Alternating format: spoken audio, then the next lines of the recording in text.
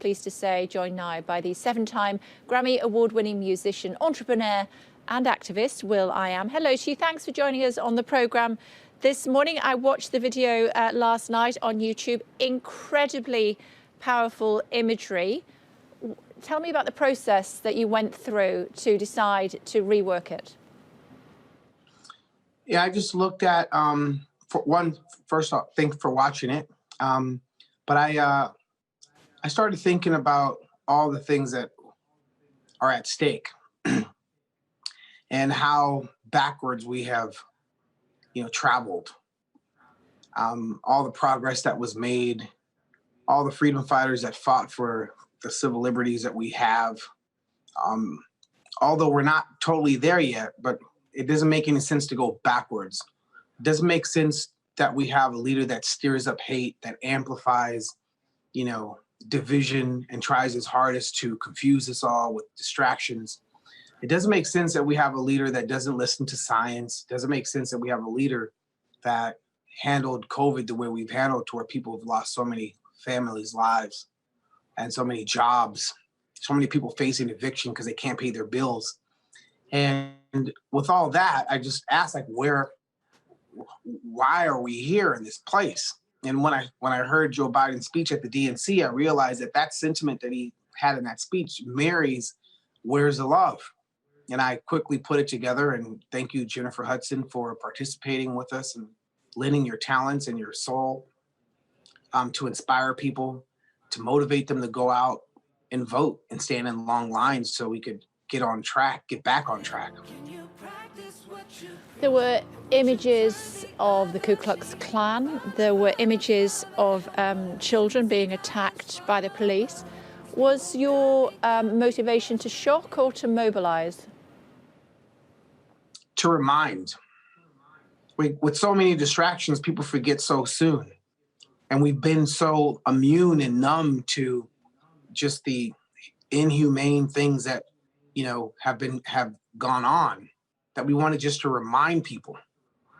The person in charge right now has done a really good job to distract and confuse. So we wanted to remind and show just the horrendous things that have happened recently and how it echoes the stuff that's happened in the past that I thought we fought and moved past. This president has a strong base, though, doesn't he? People that feel that he best represents them in America, 21st century America.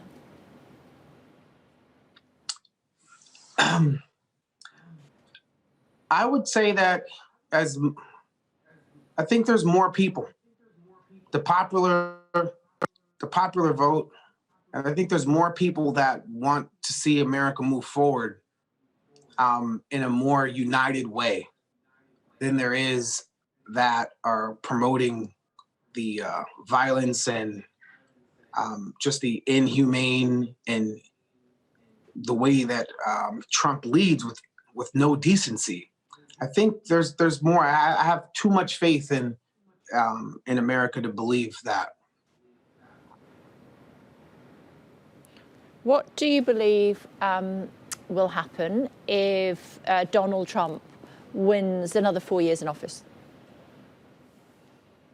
I think we'll be set back. America will go from, a country that the world adores to a country that people just can't figure out why America aligned with a leader like Trump.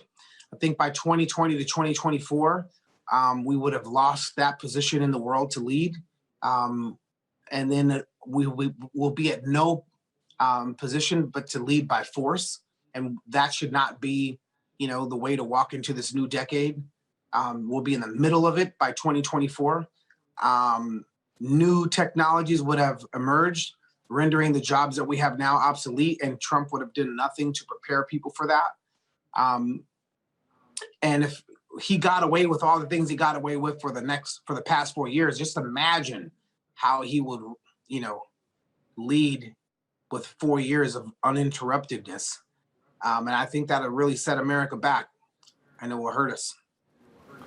I wonder how you feel that the Black Lives Matter movement has changed America, Will.i.am, because I had a contributor on the programme earlier on today. We're talking about the shops and storefronts that have been boarded up in Washington ahead of the election result later on tonight. Many of them have Black Lives Matter painted on them. And my contributor was saying that was because the people that own those stores were fearful that if they didn't show solidarity with a Black Lives Matter movement, that their livelihoods would be destroyed.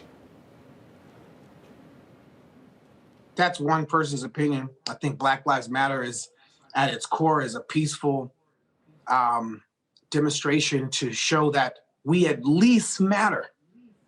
And that, if you, as a Black man, the word Black Lives Matter is like, well, wait, why do we just matter? Why can't we have importance? Why can't we lead? Why can't we, why does it just matter? So if you think of someone that has the audacity to argue that Black lives don't matter when we've been, you know, misrepresented, not invested in, you know, we fill up the prisons, the people that patrol our communities are a lot of times harming the communities and helping the communities. We're not being educated as far as, you know, what's good for our health. So many of us are obese with diabetes based on the food that's adjacent to the communities that we live in. Our kids are not being invested in. Loans for Black families are lower than loans for, you know, white families. The amount of Black people that we have in leadership just in the tech sector is like invisible. So anybody that's arguing that Black lives don't matter is blind to the realities that what Black lives have to go through, not just in America, but all over the world. Nigeria, all throughout Africa, Black people in Australia, Black people in India. No matter where you go, people with dark skin complexion, doesn't really seem like they matter to the systems that rule. So I would have to, that one person's opinion, unfortunately, does not understand what it's like to be Black in the world. What would you say, Will.i.am, to either side, both sides?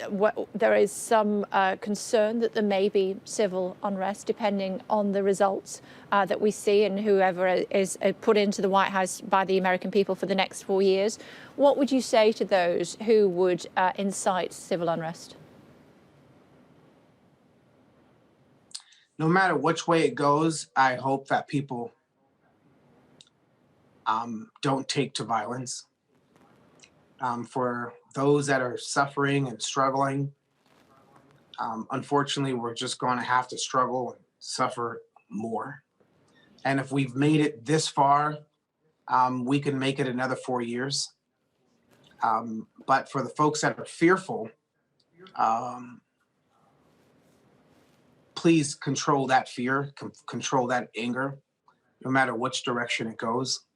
Violence is not progress. That's just a bigger setback. So, and I know for a fact that Black Lives Matter is not at its core violent. You know, imagine if Black Lives Matter was Black supremacist, right? Imagine that. But it's not what it's saying. It's saying we matter to be, you know, given an opportunity to be invested in. We matter to protect our youth and our path and our contribution to society. We matter. The fight that we've had in the past mattered for a fight for equality, and we should still matter today. That's basically the sentiment and the mood and the vibe around the cause. And it's a just cause. And those that see everyone coming together, supporting it, white, Black, Latino, everywhere around the world, they support that movement. That strikes fear to those that claim they're supreme. Because the world isn't coming together for white supremacists. That idea, that elite perspective is, you can't have that in the world. You can't have that in the world. Why should anybody be supreme over someone else? Absolutely. How much would you have liked to have been in the United States for the election? Um, I wish I could be with my family, with my mom, and sit down with her and my brothers, my sisters, watching television. I remember what it was like in 2008 being in Chicago when Barack Obama was elected president of the United States. And this time I'll be in the UK, my second home, watching it abroad and seeing America from a distance, praying and sending energy that we could get up from this, ditch, and move forward. 2024 is an interesting time for humanity. There'll be so many technologies that we will adopt that will render so many jobs obsolete. It's not immigrants, it's not Mexicans, it's not people that are going to take these jobs away. It's the technology that we're training right now. If you have an electric car with self-driving mode, you're training that car to be a better driver by 2024. So if you're a truck driver, an Uber driver, you probably are not going to have that job in 2024. Definitely not in 2030. So if you're a check casher, if you're working at a retail store or a supermarket or a pharmacy, you're probably not going to have that job because that little fast checkout counter is training the machine to be smarter and smarter to understand our needs. And if we're not preparing people right now, reskilling and upskilling, if that's not the conversation right now, then whoever is guiding us towards that technological autonomous tomorrow, they need to go. If you have a distraction agent, they need to go. If you have a chaos agent, they need to go. Because we know, look at what COVID has showed us. In 2018, what the hell was Zoom? We didn't know what Zoom was. In 2019, what was Zoom? We don't know what Zoom was. We know what Zoom is now. If you think of all the companies that have boomed since COVID, they're all tech companies. Our communities aren't, our kids aren't learning the way they should because our leadership is not leading properly to make sure that we are protected and prepared for tomorrow. So for those that are, a part of the distraction, they need to go. Eject button, hit it, choom, choom, out. Just before I let you go, prediction for the night. Prediction for the night is Biden will win. And we need some calming to do. We should all just take that moment with a deep breath and an exhale and a relief, and then really dig deep into your soul, into your mind, and figure out what you do to contribute to a better tomorrow. It's going to take us all, right? Remember in 2008 when we had a mortgage crisis and banks were bankrupt and Obama and Biden were handed a crippled America? Biden was part of that cleanup crew, and he helped stabilize America to hand over a stable America to Trump for Trump to just downhill spiral. So when Biden is elected, in less than 28 hours, you got to think about what you're going to do to contribute. I know what I'm going to do to contribute. I'm going to choose 10 states in America to start robotics programs in communities that reflect the community that I come from in East Los Angeles, Boyle Heights. And I want to get kids prepared for this technological tomorrow. So I'm starting 10 robotics programs in underserved communities to prepare the youth. And that's the least that I can do. And I'm going to do that, right? So you need to look deep into your heart and your soul and figure out, everyone that's watching, what you're going to do to contribute when Biden is elected.